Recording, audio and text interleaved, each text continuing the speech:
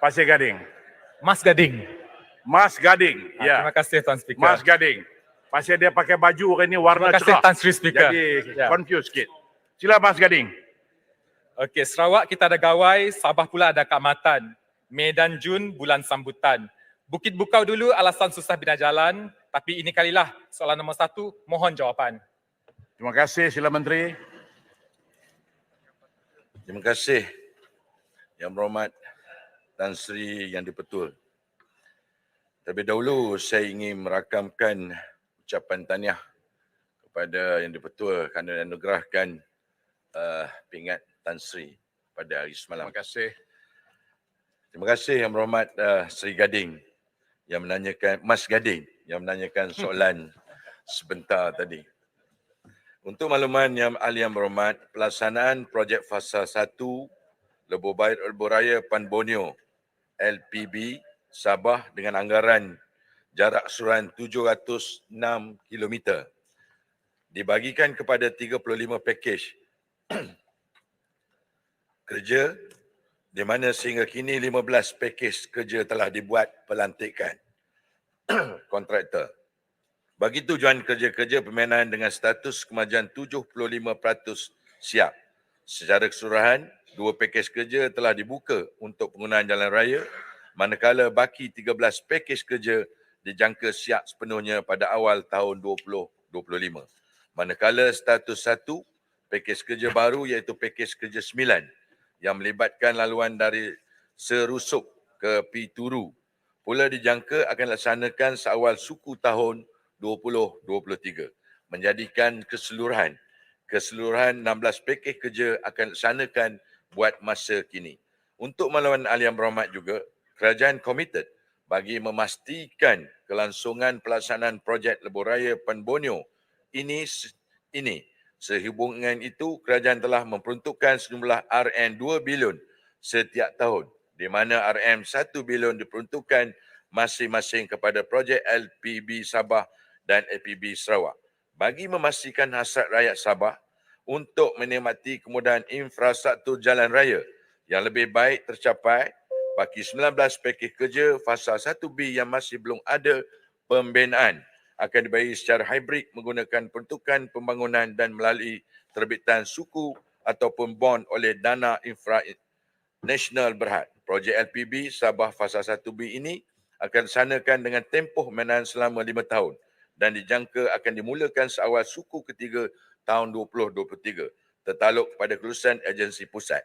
Bagi fasa 1 projek Lebuh Raya Pan Borneo Sarawak, 1 pakej kerja iaitu pakej Teluk Melano ke Semantan telah siap sepenuhnya pada bulan Januari 2019.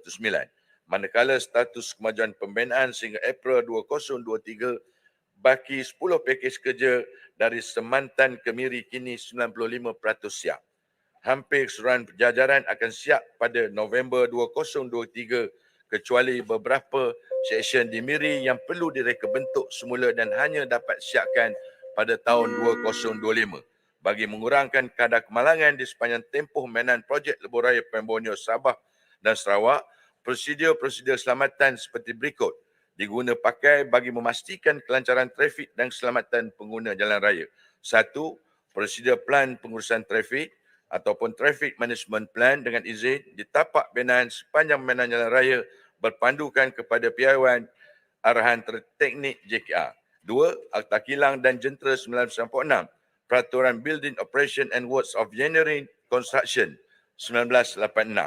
3. Akta Keselamatan dan Kesihatan Pekerjaan 1994. Dan keempat, Garis Panduan Keselamatan dan Kesihatan Pekerjaan Awam di tapak bina tahun 2007. Sekiranya terdapat kegagalan pihak kontraktor untuk memastikan prosedur-prosedur ini, keselamatan yang telah dinyatakan, arahan pemerintahan kerja akan dikeluarkan kepada kontraktor. Kerja-kerja pembinaan hanya boleh teruskan setelah penambahbaikan dilaksanakan oleh kontraktor berdasarkan notis penambahbaikan.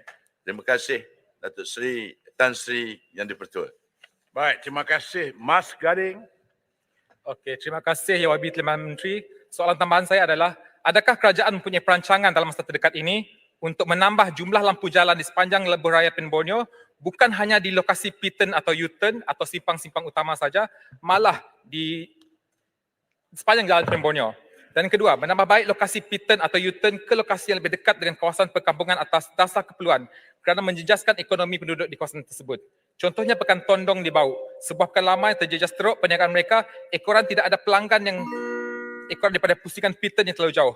Penduduk di kawasan Tondong, Selalang serta pelajar bagi SMK Singgai serta kampung sekitar memohon jika boleh P-turn itu digantikan dengan lampu isyarat walaupun lari sikit dari spek pembinaan lebuh raya. Dan jika boleh pembinaan R&R yang sudah termasuk dalam peruntukan dan plan asal dipercepatkan pembinaannya kerana sebagai tempat rehat dan rekreasi fungsinya amat penting dan mempercepatkan pembinaannya juga penting bagi menggantikan gerai niaga kecil-kecilan di sepanjang Jalan Pen Borneo kerana selama ini gerai-gerai ini dimusnahkan dan mata penjara mereka telah hilang dan diharapkan dengan pembinaan R&R ini dapat membantu menyelesaikan masalah mereka. Sekian. Menteri. Terima kasih, Yang Hormat Tan Sri Yang Dipertua. Sebenarnya kita mengambil maklum bahawa soalan yang dinyatakan oleh pihak Mas Gadin sebentar tadi, beberapa perkara yang telah kita mengambil maklum dan secara khususnya soalan-soalan ditanyakan berkenaan 3 perkara iaitu lampu jalan, R&R dan serta lampu isyarat ataupun U-turn ataupun P-turn. Dan untuk makluman Yang Berhormat bahawa projek di Lebuh Raya Pen Borneo Sarawak, lampu-lampu jalan dipasang di pusingan P-turn dan sempan-sempan utama serta jejambat dan kawasan-kawasan yang kepadatan tinggi selaras dengan saranan audit jalan keselamatan jalan raya.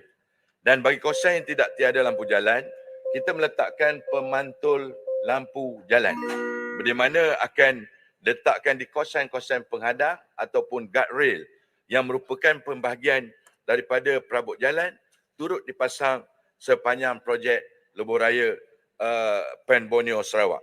Bagi R&R pula, kita sebenarnya ada 3 kawasan rehat dan rawat iaitu sedang dibina di Jelukong di Lubuk Antu dan Sungai Basai di Selangau dan Lambir di Miri.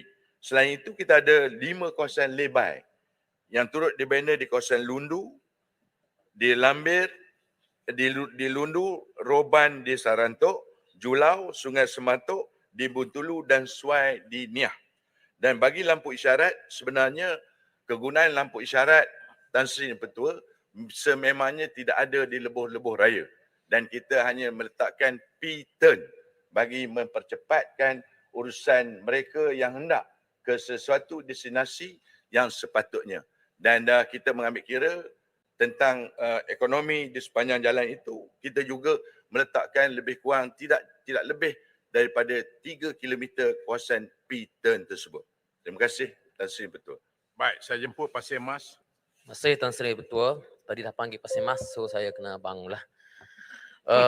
Saya mohon untuk bertanya berkenaan dengan Lebuh Raya Kota Baru Kuala Krai walaupun agak lari daripada soalan asal, tapi saya tahu Yang Berhormat Timbalan Menteri menguasai isu ini.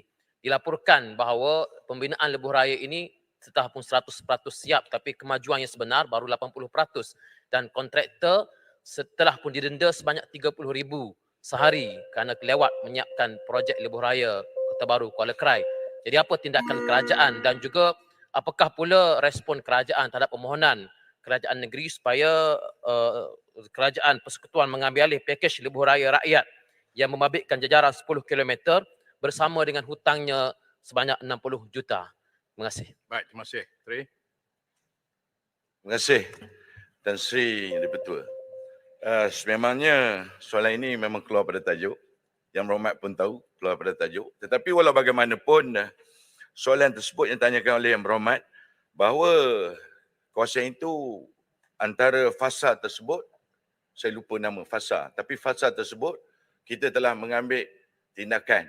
Sememangnya denda yang dikenakan sebanyak 39,000 lebih sehari bersamaan dengan lebih kurang hampir 1.2 juta sebulan.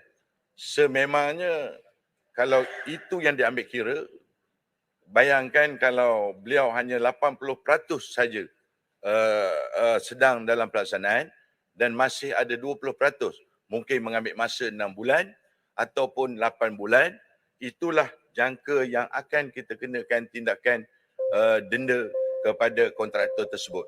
Dan sekarang ini kita dalam proses sebenarnya, kita memanggil, baru saja kita panggil minggu lepas, supaya bagaimanakah beliau nak menyiapkan kerja tersebut dalam keadaan yang dendanya agak tinggi. Yang dendanya agak tinggi, tetapi ini bukan kesalahan kita. Ini dalam perjanjian yang sepatutnya mereka telah tanda tangani. Tetapi kita juga mengambil sikap bahawa kita cuba sedaya upaya supaya beliau dapat menyiapkan kerja tersebut agar tidak kita retender ataupun kita akan tender semula. Kerana ini menyebabkan kesan yang lebih tinggi apabila kita retender. Dan dari segi 60 juta sebentar tadi, saya minta maaf, saya tidak dapat menjawab kerana saya tidak tahu maklumat tersebut sama ada kita nak membayar ataupun kita perbincangan dan sebagainya. InsyaAllah saya akan jawab secara bertulis. Terima Baik, kasih terima kasih. dan saya yang betul. Saya jemput Tuan Roslan bin Hashim